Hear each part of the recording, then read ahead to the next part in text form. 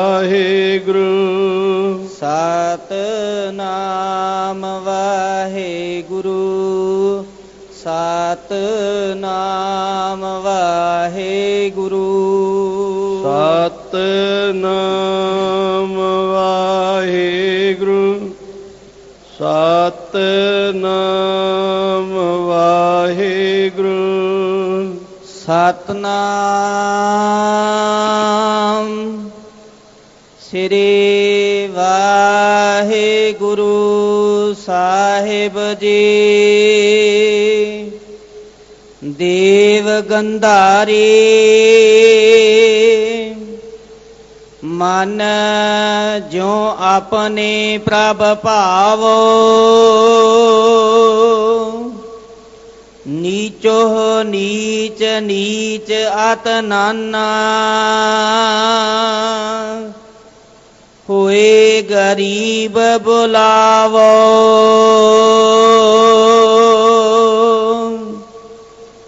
ਮਨ ਜੋ ਆਪਣੇ ਪ੍ਰਭ ਭਾਵੋ, ਨੀਚੋ ਨੀਚ ਨੀਚ ਅਤ ਨਾਨਾ,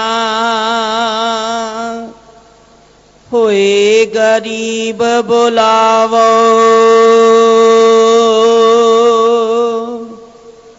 ਰਹਾਉ ਅਨਕ ਅਡੰਬਰ ਮਾਇਆ ਕੇ ਬਿਰਥੇ, ਤਾਸਿਓ ਪ੍ਰੀਤ ਘਟਾਵੋ। ਜੋ ਆਪਨੋ ਸੁਆਮੀ ਸੁਖ ਮਾਨੈ, ਤਾਂ ਮਹਿ ਸੋਭਾ ਪਾਵੋ।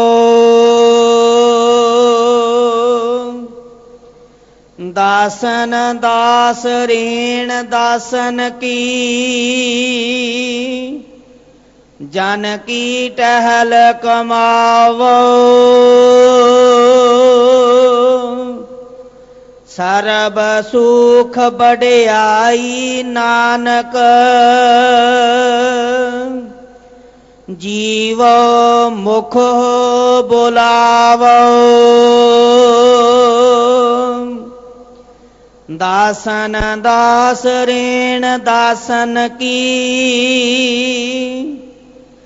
ਜਨ ਕੀ ਟਹਿਲ ਕਮਾਵੋ। ਸਰਬ ਸੁਖ ਬੜਿਆਈ ਨਾਨਕ, ਜੀਵ ਮੁਖ ਬੁਲਾਵੋ।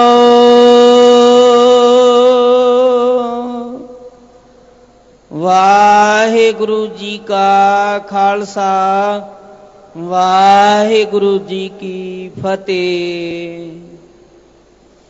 ਤੇਰੇ ਕਵਨ ਕਵਨ ਗੁਣ ਕਹਿ ਕਹਿ ਗਾਵਾਂ, ਤੂੰ ਸਾਹਿਬ ਗੁਣੀ ਨਿਧਾਨਾ।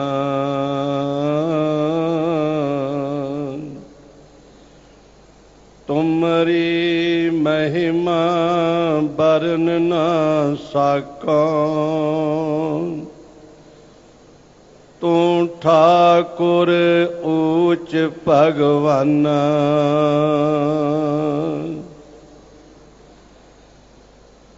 ਜੀਤਾ ਜੀਓ ਪਿੰਡ ਸਭ ਤੇਰਾ, ਤੂੰ ਅੰਤਰ ਜਾਮੀ ਪੁਰਖ ਭਗਵਾਨ।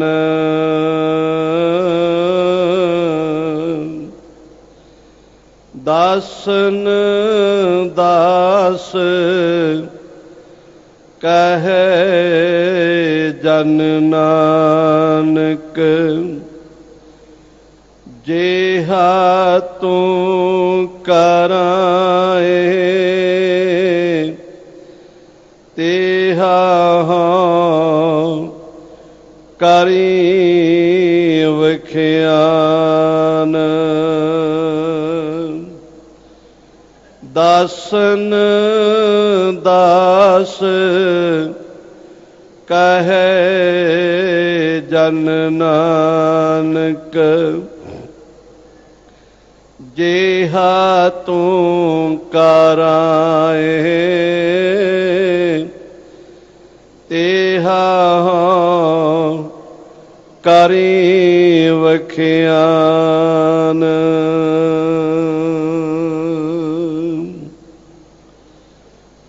परम पूजिए पाद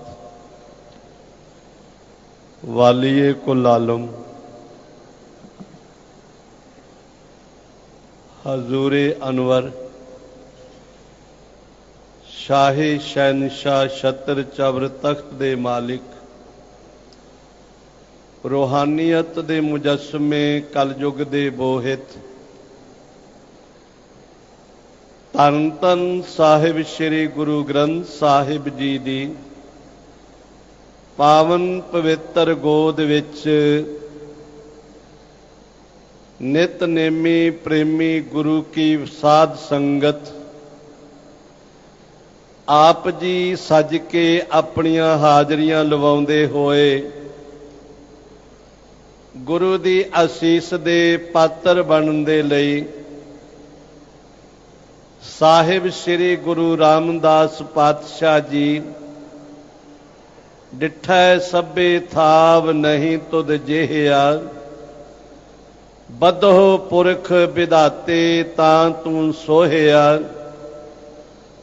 सतगुरु पातशाह जी दी पावन पवित्र नगरी विखे सचखंड श्री हरमंदर साहिब जी दे दर्शन करके अमृत सरोवर दे इशनान करके दरतार जी दे बख्शिश कीते अमृत वेले दे इलाही फरमान सरवण कीते ने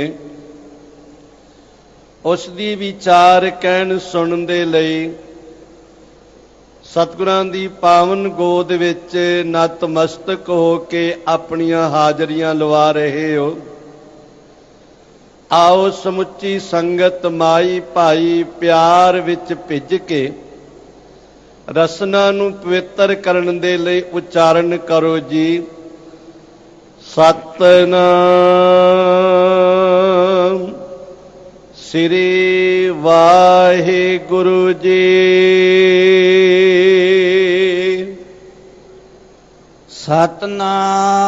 सतनाम श्री वाहिगुरु साहिब जी। देव गंधारी मन जो अपने प्रभ पावो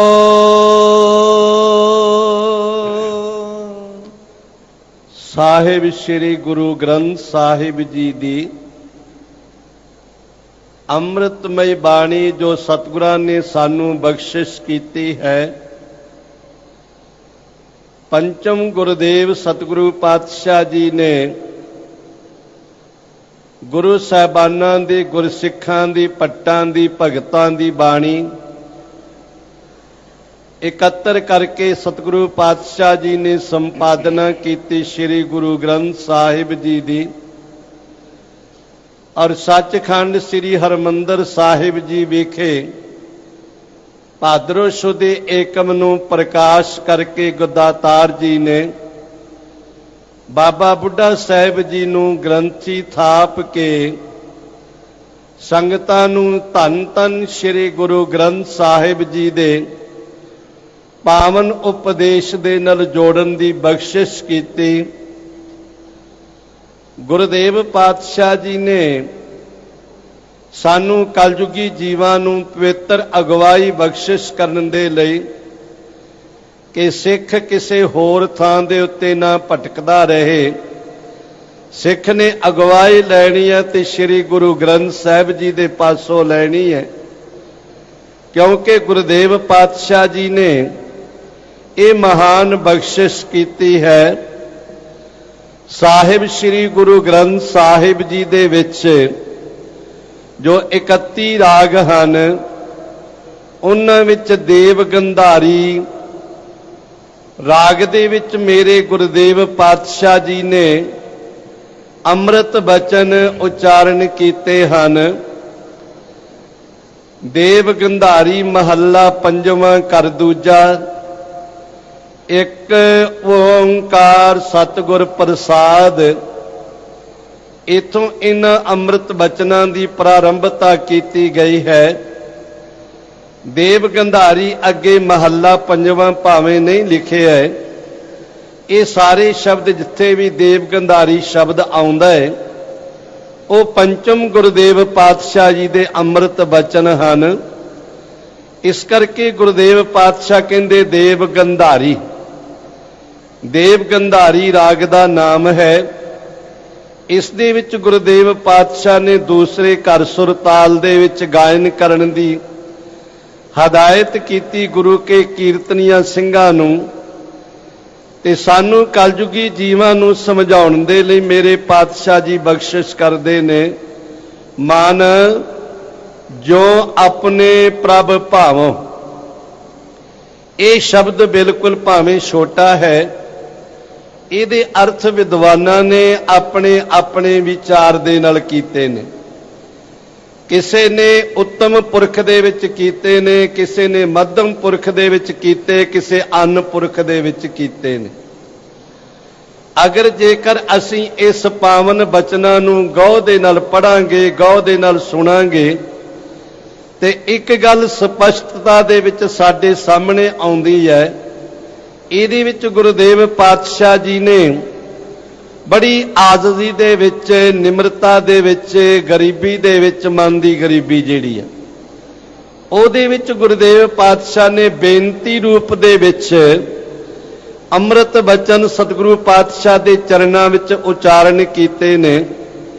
ਇਸ ਕਰਕੇ ਇਹਨਾਂ ਸ਼ਬਦਾਂ ਦਾ ਜੋ ਅਰਥ ਹੈ ਉੱਤਮ ਪੁਰਖ ਦੇ ਵਿੱਚ ਕੀਤਾ ਜਾਏਗਾ। ਭਾਵੇਂ ਵਿਦਵਾਨਾਂ ਨੇ, ਲਿਖਾਰੀਆਂ ਨੇ ਆਪਣੇ ਆਪ ਕੀਤੇ ਨੇ, ਕਿਉਂਕਿ ਕੋਈ ਵੀ ਇਹ ਨਹੀਂ ਕਹਿ ਸਕਦਾ ਕਿ ਮੈਂ ਬਿਲਕੁਲ ਸਹੀ ਅਰਥ ਕੀਤੇ ਨੇ। ਇਹਦਾ ਕੋਈ ਨਿਰਣਾ ਨਹੀਂ ਕਰ ਸਕਦਾ ਕਿ ਮੇਰਾ ਅਰਥ ਜਿਹੜਾ ਨਿਰਣਾਇਕ ਹੋ ਸਕਦਾ ਹੈ। ਇੱਕ ਵਾਰੀ ਦਾਤਾਰ ਪਾਤਸ਼ਾਹ ਸਾਹਿਬ ਸ੍ਰੀ ਗੁਰੂ ਹਰਗੋਬਿੰਦ ਪਿਤਾ ਜੀ ਨੂੰ ਸੰਗਤਾਂ ਨੇ ਬੇਨਤੀ ਕੀਤੀ, ਕਹਿਣ ਲੱਗੇ ਪਾਤਸ਼ਾਹ ਜੀ ਆਪ ਜੀ ਕਿਰਪਾ ਕਰਕੇ ਸਾਨੂੰ ਜਪਜੀ ਸਾਹਿਬ ਜੀ ਦੇ ਅਰਥ ਸੁਣਾਓ। ਜਪਜੀ ਸਾਹਿਬ ਜੀ ਦੇ ਅਰਥ ਸੁਣਾਓ, ਸਾਨੂੰ ਕਿਰਪਾ ਕਰੋ। ਭਾਈ ਗੋਪਾਲੇ ਤੋਂ ਵੀ ਸਤਿਗੁਰਾਂ ਨੇ ਜਪਜੀ ਸਾਹਿਬ ਜੀ ਦਾ ਪਾਠ ਸਰਵਣ ਕੀਤਾ ਸੀ, ਤੇ ਗੁਰਦੇਵ ਪਾਤਸ਼ਾਹ ਜੀ ਕਹਿਣ ਲੱਗੇ ਕਿ ਭਾਈ ਹੈ ਇਹ ਬਹੁਤ ਕਠਿਨ, ਪਰ ਸੰਗਤ ਦੀ ਆਗਿਆ ਹੈ ਤੇ ਅਸੀਂ ਤੁਹਾਨੂੰ ਜਪਜੀ ਸਾਹਿਬ ਜੀ ਦੇ ਅਰਥ ਯਤਨ ਕਰਦੇ ਹਾਂ ਸਰਵਣ ਕਰਵਾਉਣ ਦਾ। ਤੇ ਇਤਿਹਾਸ ਕਹਿੰਦੇ ਕਿ ਪਾਤਸ਼ਾਹ ਗੁਰੂ ਹਰਗੋਬਿੰਦ ਸਾਹਿਬ ਜੀ ਨੇ ਨਾ 1 ਮਹੀਨੇ ਵਿੱਚ ਜਪਜੀ ਸਾਹਿਬ ਜੀ ਦੇ ਅਰਥ ਕੀਤੇ। 1 ਮਹੀਨੇ ਵਿੱਚ ਜਦੋਂ 1 ਮਹੀਨੇ ਵਿੱਚ ਜਪਜੀ ਸਾਹਿਬ ਜੀ ਦੇ ਅਰਥ ਸੁਣਾਏ ਨਾ, ਤੇ ਸੰਗਤਾਂ ਬਹੁਤ ਪ੍ਰਸੰਨ ਹੋਈਆਂ, ਗਦਗਦ ਹੋਈਆਂ। ਸਤਿਗੁਰਾਂ ਦਾ ਕੋਟਾਨ ਕੋਟ ਧੰਨਵਾਦ ਕੀਤਾ। ਸਾਹਿਬ ਜੀ ਆਪ ਜੀ ਨੇ ਬਹੁਤ ਬਖਸ਼ਿਸ਼ਾਂ ਕੀਤੀਆਂ ਨੇ, ਸਾਡੇ ਮਨ ਦੇ ਭਰਮ ਭੁਲੇਖੇ ਨਿਕਲ ਗਏ ਨੇ, ਕਿਉਂਕਿ ਸਤਿਗੁਰਾਂ ਦੀ ਜਿਹੜੀ ਬਾਣੀ ਹੈ ਨਾ, ਇਹ ਕਿਸੇ ਪ੍ਰਕਾਰ ਦਾ ਭਰਮ ਭੁਲੇਖਾ ਨਹੀਂ ਰਹਿਣ ਦਿੰਦੀ ਹੈ। ਧਾਰਮਿਕ ਗ੍ਰੰਥ ਤੇ ਸਾਰੇ ਸਤਿਕਾਰਯੋਗ ਨੇ, ਸਾਰਿਆਂ ਵਿੱਚ ਪ੍ਰਭੂ ਦੀ ਬਾਤ ਹੈ, ਕਿਸੇ ਵਿੱਚ ਥੋੜੀ ਹੈ, ਕਿਸੇ ਵਿੱਚ ਬਹੁਤੀ ਹੈ। ਔਰ ਸਾਰੇ ਜਿਤਨੇ ਵੀ ਧਰਮ ਗ੍ਰੰਥ ਨੇ ਨਾ, ਉਹ ਪਰਮੇਸ਼ਰ ਦੀਆਂ ਗੱਲਾਂ ਕਰਦੇ ਨੇ। Other books talk of god. America ਦੇ ਵਾਹਿਗੁਰੂ, ਇੰਗਲੈਂਡ ਦੇ ਇੱਕ ਵਿਦਵਾਨ ਨੇ ਇਹ ਗੱਲ ਕਹੀ ਹੈ ਕਿ ਬਾਕੀ ਜਿਤਨੀਆਂ ਵੀ ਧਾਰਮਿਕ ਪੁਸਤਕਾਂ ਨੇ, ਜਿਤਨੀਆਂ ਵੀ ਧਾਰਮਿਕ ਗ੍ਰੰਥਾਂ ਨੇ, ਉਹ ਸਾਰੀਆਂ ਪ੍ਰਭੂ ਦੀ ਗੱਲ ਕਰਦੀਆਂ ਨੇ, ਪ੍ਰਭੂ ਦੇ ਗੁਣਾਂ ਨੂੰ ਉਚਾਰਨ ਕਰਦੀਆਂ ਨੇ। ਪਰ ਸਾਹਿਬ ਸ੍ਰੀ ਗੁਰੂ ਗ੍ਰੰਥ ਸਾਹਿਬ ਜੀ, ਇਸੇ ਕਰਕੇ ਸਵਾਮੀ ਰਾਮ ਤੀਰਥ ਦੰਡੀ ਨਿਵਾਸੀ ਨੇ ਨਾ ਆਪਣੇ ਰਸਨਾ ਤੋਂ ਇਹ ਸ਼ਬਦ ਕਹਿ ਦਿੱਤੇ ਕਿ ਸਰਵੋਤਮ ਗ੍ਰੰਥ ਗੁਰੂ ਗ੍ਰੰਥ, ਕਿ ਸ੍ਰੀ ਗੁਰੂ ਗ੍ਰੰਥ ਸਾਹਿਬ ਜੀ ਸਰਵੋਤਮ ਗ੍ਰੰਥ ਹੈ, ਸਾਰਿਆਂ ਗ੍ਰੰਥਾਂ ਤੋਂ ਉੱਤਮ ਹੈ। ਸਾਰੇ ਸਤਿਕਾਰਯੋਗ ਨੇ, पर उन्होंने श्री गुरु ग्रंथ साहब नूं सारियां तो सर्वोत्तम कहा। ये क्यों कहा उन्होंने? क्योंकि जो विद्वान ने अंग्रेजी दे वो कहते ने कि जितनियां भी धार्मिक पुस्तकां ने ना वो सारियां परमेश्वर दी गल करदियां ने, ते श्री गुरु ग्रंथ साहब जी ये परमेश्वर दे नाल गल्लां करदे ने। जिहड़े श्री गुरु ग्रंथ साहब जी ने ये टॉक ऑफ गॉड है, ये सीधी परमात्मा दे नाल गल हुंदी है। इहदी हुण जपजी साहब जी पढ़ना शुरू कर दिओ, सीधियां गुरु दे परमात्मा दे नाल गल्लां हुंदियां ने। सुखमनी साहब पढ़नी शुरू कर दिओ, शरीर इत्थे आत्मा सुखमनी साहब जी दे नाल ही आकाश मंडल ब्रह्म मंडल दे विच पहुंच जांदी है। इस करके सतगुरु महाराज सच्चे पातशाह जी सानू बख्शिश करते ने। इस शब्द का अर्थ असी उत्तम पुरख दे विच करांगे ते मेरा ख्याल गल साडे समझ विच आ जाएगी। जे असी अनपुरख दे विच करदे हां फिर आदेश रूप हो जांदा भी तू कर, मैनू ते इहदे नाल कोई जरूरत नहीं। वैसे ना बहुते असी यही कुछ करते हैं भाई दूसरे नू उपदेश देना, अवरै कोई उपदेश ते मुख में पर है रेत। ते साहब कहंदे रास बिरानी राखते खाया घर का खेत। दूसरे दी पूंजी ते दी रखिया करदे ने ते घर दा सारा ही खेत जिहड़ा खा लिया पशुआं ने। नहीं, जिहड़ा गुरु ग्रंथ साहब जी दा सिद्धांत है ना, ते गुरु ग्रंथ साहब जी दा सिद्धांत है प्रथम मन पर बोधै अपना पाछे अवर रीझावै। पहले अपने मन नूं प्रबोधना है, अपने मन नूं ज्ञान देना है, फिर दूसरे नूं कहना है। पहलों आप अमृत वेले उठना है, नितनेम करना है, फिर कहना गुर सिखो भाई अमृत वेले जागया करो।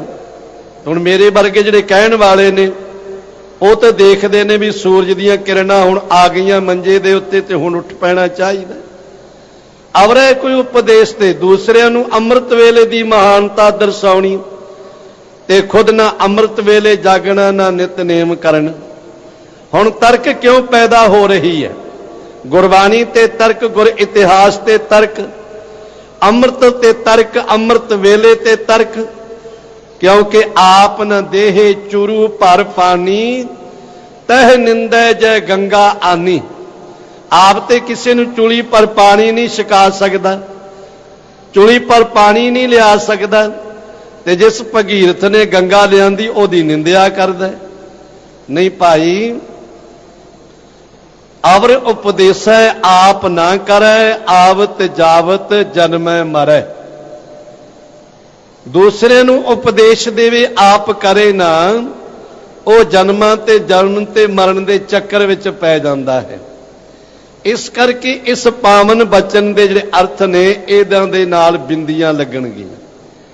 ये बिंदी सहित उच्चारण करना पवेगा इसदा, तां ही उत्तम पुरख दे विच इहदे अर्थ होणगे कि मैं खुद करा मैं करा। इसलिए साहब कहंदे मान कि ऐ मेरे मन, हे मेरे मन, अपने आप नूं प्रबोधना है। प्रथम मन प्रबोध है अपना, अपने मन नूं ज्ञान देना है। हुण अपने मन की बात क्यों कही है?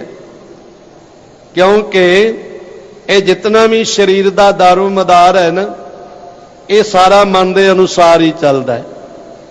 जितनियां भी इंद्रियां ने सारियां मन के अधीन ने, जितने भी सारे साडे कर्म ने मन के अधीन ने। इस करके पहले अपने मन नूं समझना। मन है कि विद्वानां ने, ग्रंथां ने, वेदांत ने ये मन की अवस्था का कथन किया कि मन है कि एहो मन शक्ति, एहो मन सीओ, एहो मन पंच तत्त को जियो। ये मन कदे माया विच परविरत हुंदा है, पदार्थां विच परविरत हुंदा है, कदे परमात्मा की गल करदा है। आप जी कई बारी पढ़ते हो ना, कब हूं जियड़ा ऊब चढ़ता है, कब हूं जाए प्याले, लोभी जीड़ा थिर ना रहत है, चारे कुंडा भाले। ये मन कदे ते मन की उडारी बहुत उच्ची चली जाती है ते कदे बिल्कुल ही नीवा चले जाता है। कदे इस मन की बिरती पदार्था भावनी त्याग के ब्रह्माकार बिरती बन जाती है, संसाराकार बिरती नूं त्याग देंदा है मन, संसार नूं नासवंत समझदा है मन। जितने संसार दे भोग ने वो भोगां नूं काग विष्ट सम त्याग, कां दी गंदगी दे समान समझ के त्याग देंदा है मन। ते कदे मन उन्हां पदार्थां विच खच्चत हो जांदा है, कदे मन पदार्थां नूं भोगना चाहुंदा है। ते कई वारी मन सोचदा है कि मना ये मनुखा जन्म प्राप्त होया, मुड़ के पता नहीं मिलना है कि नहीं मिलना। जिन्ने भोग भोगे जाते ने भोग लै, रंग तमाशियां नूं मान लै, रंग तमाशियां दे विच अपना जीवन बतीत कर लै। ते कदे इस दे मन विच संजम भी आ जाता है, कदे इहदे मन विच चंगी विचार भी आ जाती कि ऐ मन ये मनुखा जन्म बहुत वड्डे भागां करके प्राप्त होए। भई प्राप्त मानुख दे हुरिया, गोबिंद मिलन की ए तेरी बरिया। भाई ये तेनू मनुखा जन्म प्राप्त होया, मुड़ के मिलना है कि नहीं मिलना। ते क्यों ना परमात्मा दे नाल भजना करिए, परमेश्वर नूं प्राप्त करने वास्ते मनुखा जन्म प्राप्त होए। कदे मन संजम दे विच आउंदा है कि तेरा जीवन पदार्थां वास्ते नहीं है, ये जीवन भोगां वास्ते प्राप्त नहीं होया, ये जीवन रंग तमाशियां दे वास्ते प्राप्त नहीं होया। फिर कादे वास्ते प्राप्त होया? ये मनुखा जन्म मिलिया किस वास्ते है? इहदी सफलता किवें होवेगी? ते मेरे दातार कहंदे मानस जन्म दुलंभ गुरमुख पाया,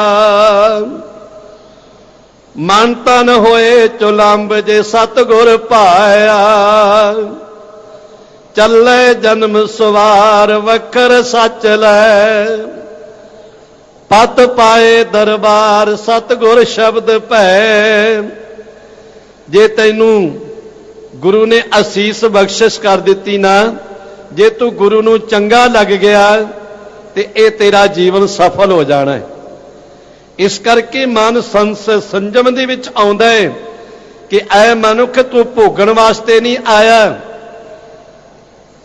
वेदांत ने ना बड़े प्यारे बचन लिखे ने, भोग जान कर भोगिया उल्टा भोगन भोगिया मोहे।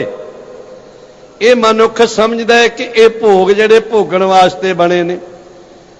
कईयां नूं कहीए ना भाई साहब तुसीं भाई नशे त्याग दिओ, शराबां कबाबां त्याग दिओ, ते कहंदे भाई साहब खाण वास्ते ही बने ने ना। ते एक दिन ऐसा आउंदा खांदियां खांदियां नशे उन्हां नूं खा जांदे ने, जीवन बर्बाद हो जाता है। नशे करने वाले का जीवन 40 साल तो उपर नहीं जाता है। जिस भी उम्र विच नशा लग गया ना किसी नूं, ओदी गारंटी नहीं 6-7 साल तो ज्यादा नहीं चलेगा, ज्यादा नहीं तो चलेगा। अगर असी जीवन नूं विचार लईए, वैसे ना सार कुतावली दे बड़े प्यारे बचन ने, सार कुतावली दे प्यारे बचन ने। कवि हरदयाल जी कहंदे ने, भोजन निंदरा भोग पै ए पस पुरख समान, नरन ज्ञान निज अदकता ज्ञान बिना पसु जान। कहंदे ओए भलिया ये पदार्थ छक लेने, सौ जाना, भय दे विच रहना, भोगां दे विच रहना, ये ते पशुआं वर्गी जिंदगी है। पशु भी अपना पेट भर लैंदे ने, पशु भी सौंदे ने, पशुओं नूं भी भय डर हुंदा है, पशुओं की भी औलाद पैदा हुंदी है, भोगां नूं भोगदे ने। ते मनुख दा फिर की फर्क है जे ये भी ऐसे भोगां विच ही लग्या रहा। नरन ज्ञान निज अदकता, मनुख दे विच खासियत है ਕਿ ਇਸ ਨੂੰ ਪਰਮਾਤਮਾ ਨੇ ਗਿਆਨ ਦਿੱਤਾ ਹੈ, ਇਸ ਨੂੰ ਪਰਮਾਤਮਾ ਨੇ ਸਮਝ ਦਿੱਤੀ ਹੈ, ਇਸ ਨੂੰ ਵਿਚਾਰ ਦਿੱਤੀ ਹੈ। ਤੇ ਜੇ ਮਨੁੱਖ ਦੇ ਪਾਸ ਵਿਚਾਰ ਹੀ ਨਹੀਂ ਤੇ ਜੀਵਨ ਪਸ਼ੂ ਦੇ ਸਮਾਨ ਹੈ, ਜੀਵਨ ਦਾ ਕੋਈ ਮਕਸਦ ਹੀ ਨਹੀਂ ਰਹਿ ਜਾਂਦਾ। ਇਸ ਕਰਕੇ ਕਦੇ ਮਨ ਪਦਾਰਥਾਂ ਤੋਂ ਅਲੇਪ ਹੋ ਜਾਂਦਾ ਹੈ, ਕਦੇ ਪਦਾਰਥਾਂ ਵਿੱਚ ਖੱਚਤ ਹੋ ਜਾਂਦਾ ਹੈ। ਇੱਥੇ ਭਰਥਰੀ ਵਰਗੇ ਫਸ ਗਏ ਮਨ ਦੇ ਅਨੁਸਾਰ।